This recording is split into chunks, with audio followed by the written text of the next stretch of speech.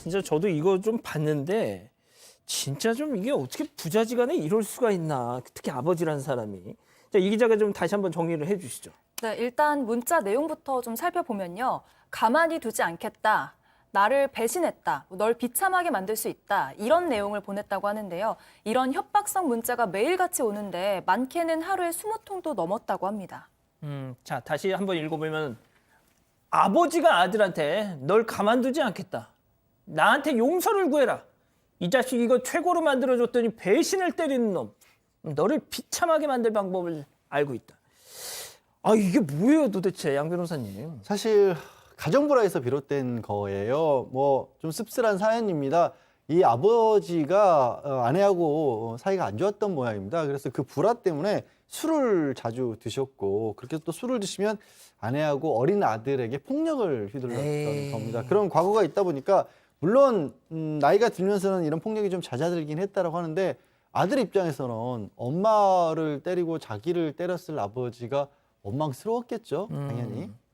그러니까 지금 양 변호사님 말씀하신 것처럼 어렸을 때는 그렇게 아버지가 성인이고 뭐 아들은 정말 체격도 작고 그러니까 막 이렇게 손찌검을 할 수 있지만 아들이 이제 크고 나면 교수님 차마 못 그러잖아요.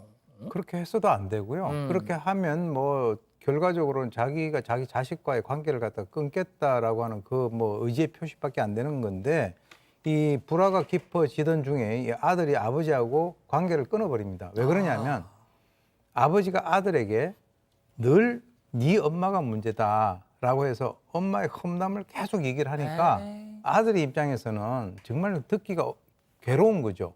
그래서 이제 끊었는데 이 아버지는 이게 나하고 연락을 끊은 것은 엄마가 가운데서 뭔가 이간질을 해가지고 끊은 것이구나. 이렇게 생각을 해가지고 계속 문자를 보냈다라고 하는데요. 부모로서 정말 하지 않아야 될 가장 중요한 것 중에 하나가 상대 배우자를 자식 앞에서 비난하는 겁니다. 이 부부는 부부 사이로 끝내야지. 안 그래도 이 사람 같은 경우는 엄마 아버지 사이가 나빠서 그 가운데서 자기는 얻어맞기도 하고 얼마나 괴로운 시간을 보냈는데 그러니까 이제는 아무리 아버지라고 하더라도 만나기 싫은 거죠.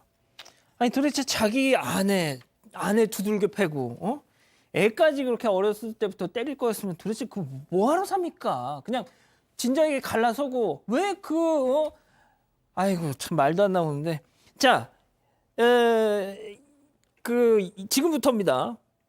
지금부터 중요한데 아들은 이제 아버지와 사실상 의절을 하고 집을 나와서 이제 직장 생활을 하는데 세상에 그 직장까지 찾아가가지고 행패를 부리네 또. 자, 이게 이제 문제가 됩니다. 뭐 싸워서는 안 되겠지만 그 싸운다고 하더라도 그게 밖으로 나가서는 안 되는데 아들이 공기업에 지금 근무를 하고 있어요.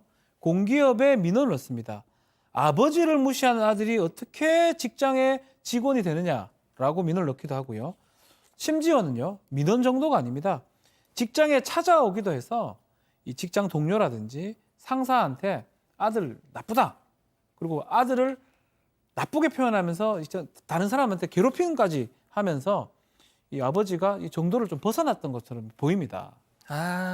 자, 얼마 전 종영한 이 JTBC 드라마 기상청 사람들에도 제가 그 비슷한 장면을 본 기억이 있는데 남자 주인공의 아버지가 이 회사에 찾아와가지고 그러니까 기상청에 지금 나가고 있네요. 막 깽판을 막 있는 대로 막 부리는 지금 장면이 나가는데 지금 저희가 전해드리고 있는 이 상황이 저 드라마 속 상황하고 똑같은 거예요. 예? 아니 교수님 만약에 저희 아버지가 와서 막 회사에서 저런다? 내 동료들 앞에서?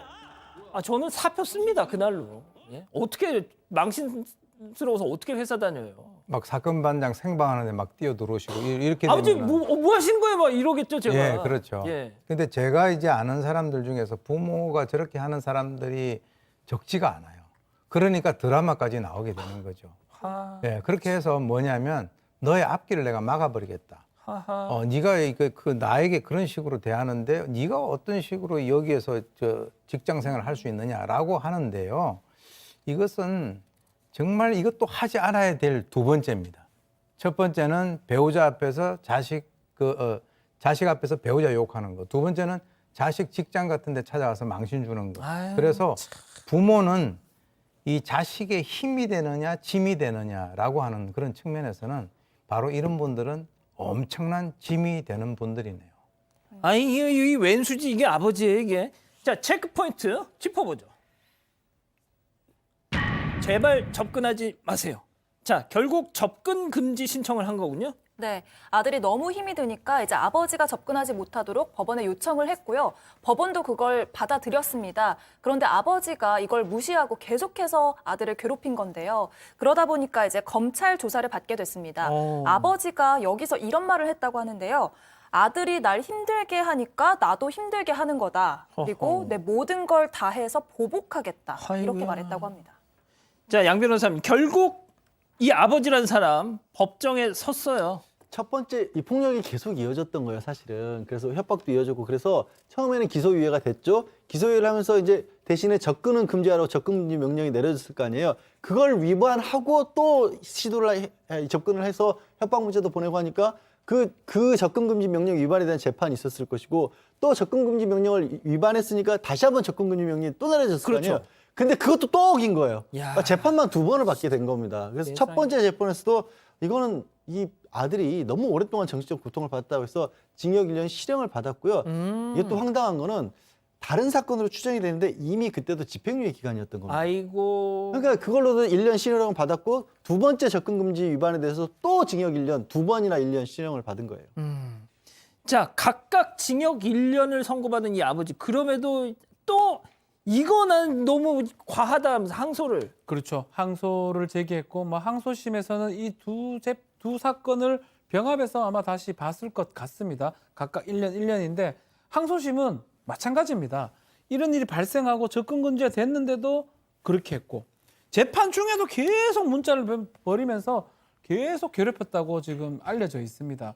그래서 보낸 메시지, 동기, 횟수 고려하면 지금 나간다 하더라도 재범의 가능성이 매우 높다라고 하면서 두 가지 합쳐서 1년 10개월의 징역을 선고했습니다. 자 교수님 저는 말이죠.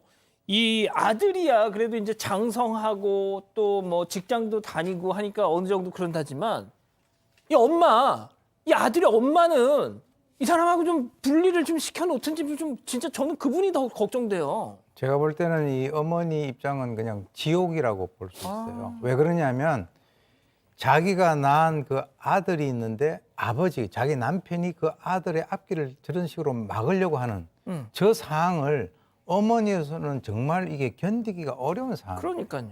그러니까 아까 제가 이제 뭐 짐이냐 힘이냐라고 말씀드렸는데 힘이라고 해가지고 뭘 도와주고 하는 게 아니라 저 뒤에서 이렇게 지켜봐 주는 것만 가끔씩 그렇게 해서 뭔가 얘기를 하려고 할 때 얘기를 들어주는 것만 그것이 바로 부모의 힘입니다.